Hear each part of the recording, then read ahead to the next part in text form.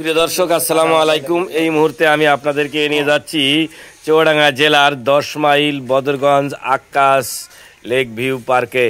আজকে এই পার্কের ভিতরে আমরা পুরো পার্কটি ঘুরে ঘুরে দেশে কিংবা দেশের বাইরে যারা রয়েছেন তাদের আজকে এই পার্ক সম্পর্কে একটু দেখাবো, কে কেমনভাবে আছে, কি দৃশ্য রয়েছে সেখানে, সে বিষয়ে দেখতে কিন্তু ডাকবাংলা দর্পণ আজকে কষ্ট মষ্ট করেই কিন্তু আজকের ভিতরে ঢুকেছে, তবে মাত্র 60 টাকা টিকিট কেটে। তা আজকে আমরা এর ভিতরে ঘুরবো এবং ডাকবাংলা দর্পণের ক্যামেরার পেছে পেছে আপনাদেরকেও ঘুরে ঘুরে আজকের এই যারা দর্শনার্থীরা এসেছে এখানে তাদের সেই পিকনিক স্পটে যারা রয়েছে তাদেরকেও আপনাদেরকে দেখানোর চেষ্টা করব এবং এই পার্কের ভিতরে কেমন গাছগাছালি আছে, কেমন সৌন্দর্য হয়েছে, এই সব মিলিয়ে কিন্তু আপনাদের আজকে দেখানোর চেষ্টা করব। আর পাশে ওই মামুন কিংবা বাবুরা যদি এই পার্কে এসে থাকে ওরাও নিশ্চয় ঘুরছে, তবে আমি বলবো না ওরা এসে, কারণ সব কথা বলে দিলি তো আপনারা সব জেনে যাবেন। তা যাই হোক, জেনে যাওয়াটাও ভালো। সব মিলে কিন্তু কে কেমন করে বসে আছে, কোন স্টাইলে বসে আছে, কিভাবে বসে আছে, মন খারাপ করে না ভালো করে, সে বিষয়ে কিন্তু আপনাদের একটু দেখানোর চেষ্টা করব। তা সব কিছু মিলে কিন্তু আজকে বেশ মনে করছি যে আজকে বেশ আনন্দের সাথে ঘুরবো।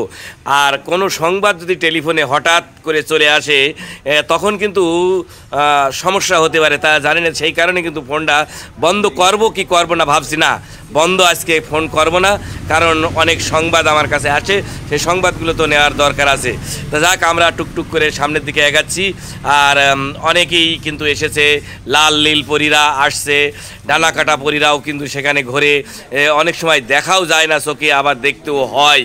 তা সব মিলে কিন্তু আজকে রং বেরঙের পোশাক পরে অনেকেই কিন্তু এই পার্কে ঘুরতে এসেছে। আপনিও কিন্তু আসলে কিন্তু ভালোভাবেই আসবেন, অর্থাৎ সুন্দর করে আসবেন, কারণ এরকম ক্যামেরা কিন্তু পার্কের ভিতরে অনেকেই ঘোরে। তা সেই ক্যামেরার পেছনে যদি বা সামনে যদি আপনি পড়ে যান তাহলে আপনার চেহারা কিন্তু দেশে এবং দেশের বাইরের লোকরা কিন্তু দেখে নেবে। সেই কারণে কিন্তু আপনাদেরকে সাজসোজ করেই কিন্তু পার্কে আসার জন্য ডাকবাংলা দর্পণের মাধ্যমে আমি আপনাদেরকে বলবো। তা ঠিক আছে, আজকে কিন্তু অনেক ছোট ছোট বাচ্চারাও কিন্তু সেই পার্কে এসেছে, তাদের অভিভাবকদের সাথে কিন্তু ঘোরাফেরা করছে। আর আমি গিয়াসউদ্দিন সেতু কিন্তু রয়েছি আজকে এই পার্কের ভিতরে, কতক্ষণ থাকতে পারি আর কতক্ষণ সময় দিতে পারি আপনাদের সে বিষয়টা কিন্তু দেখার রয়েছে। তবে দূর হতে যারা দেখছে অনেকে আফসোস করছে যে গিয়াস যখন গিয়েছে আমি কেন গেলাম না।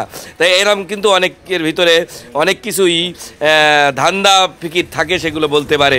তবে একটা জিনিস কিন্তু আমার চোখে ধরেছে, এই পার্কের কিন্তু অনেক জিনিসই দেখার মতন এবং ঘোরার মতন আছে, বেশ খোলামেলা জায়গা আছে, বসে বসে গল্প করা যায়। পাশে কিন্তু আরও কিন্তু যদি একটু রেস্ট নিতে চান তাহলে কিন্তু এখানে ঘর রয়েছে, অর্থাৎ রুম রয়েছে, সেই রুমে কিন্তু এসি লাগানো আছে। আমি কিছুক্ষণ বসেছিলাম ওখানে এই এসির ভিতরে, তা বেশ ঠান্ডাও আছে।